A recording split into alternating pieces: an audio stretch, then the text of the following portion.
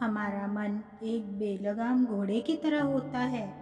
अगर उस पर काबू न पाया जाए तो वो ना कभी हमारी सुनता है और ना ही हमारे अनुसार कार्य करता है। हमारा मन अगर हमारे काबू में नहीं होगा तो हम कभी भी अपने आप को सेटिस्फाई नहीं कर पाएंगे, क्योंकि बेकाबू मन कभी भरता ही नहीं और मन की चाह हमेशा बढ़ती ही जाती है। एक बार एक राजा के महल पर बहुत भीड़ लगी हुई थी। भीड़ बढ़ती जा रही थी।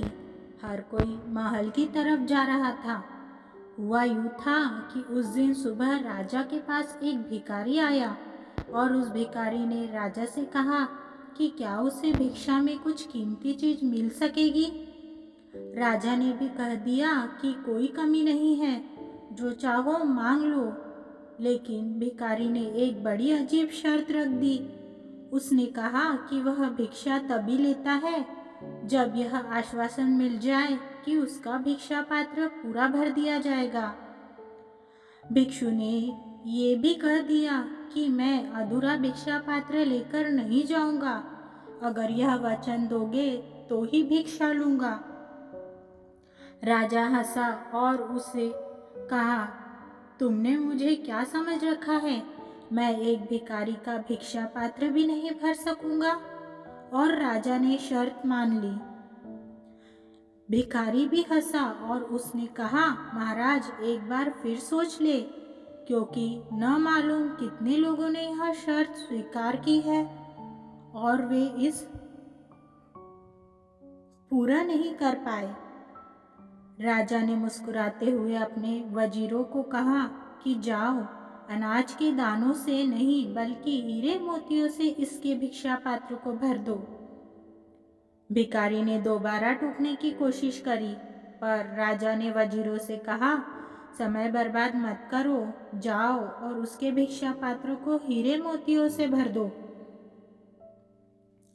वजीर बहुत से हीरे मोती लेकर आया और उस भिखारी के भिक्षा पात्र में डाल दिए।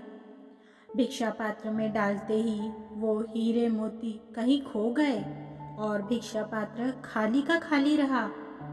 सुबह से दोपहर हो गई, लेकिन वो भिक्षा पात्र खाली का खाली ही रहा। राजा को समझ नहीं आ रहा था कि आखिर यह कैसा भिक्षा पात्र है। दोपहर से शाम हो गई, लेकिन वह भिक्षा पात्र अभी भी खाली था। आखिर में राजा भिखारी के पैरों पर गिर पड़ा और माफी मांगने लगा। राजा ने कहा, मैं माफी मांगता हूँ, बस आप इतना बता दे कि यह भिक्षा पात्र क्या है। क्या इसमें किसी तरह का जादू है या कोई और रहस्य है? उस भिखारी ने बताया, ये ना तो कोई जादू है और ना कोई रहस्य। एक बार मैं शमशान घाट से गुजर रहा था तो मुझे वहाँ एक आदमी की खोपड़ी पड़ी मिली। उससे मैंने यह भिक्षा पात्र बना लिया और मैं खुद ही हैरान हूँ कि इंसानी मन से बनी ये खोपड़ी कभी भरती ही नहीं। इस कहानी से हमें यह शिक्षा मिलती है कि दोस्तों, आप अपने मन और शरीर की इच्छाओं को कभी पूरा नहीं कर पाएंगे।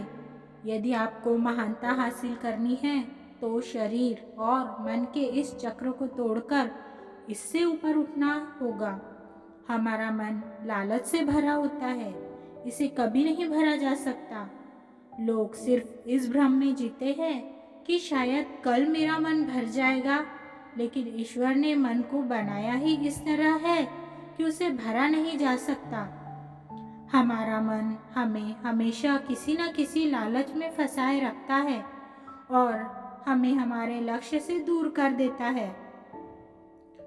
जो लोग अपने मन को कंट्रोल करके लगातार अपनी सफलता के लिए काम करते हैं, वही लोग दुनिया में आगे बढ़ पाते हैं।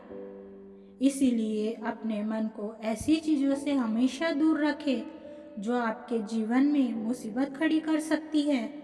अपने मन को उतने में ही संतुष्ट रखना सीखें जितना आपको मिलता है। ज़रूरत से ज़्यादा चीज़ों की चाहत रखना अक्सर हमारे दुखों का कारण बनती है।